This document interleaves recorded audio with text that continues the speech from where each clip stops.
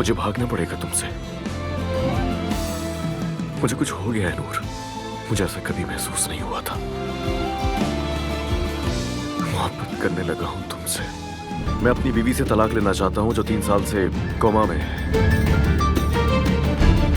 नूर, शादी करोगी मुझसे क्या? इश्क हो गया तुमसे नूर।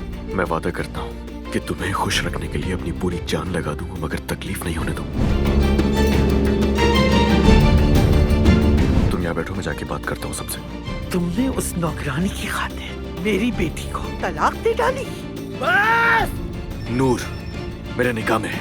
अली साहब, आपकी बीवी को होश आ गया है। मेरे बच्चे के लिए क्या बुरा और क्या अच्छा सब जानता हूँ मैं। मर्द का बाबा मैं हूँ, लेकिन तुम कौन हो? ये मोहब्बत बदुआ बन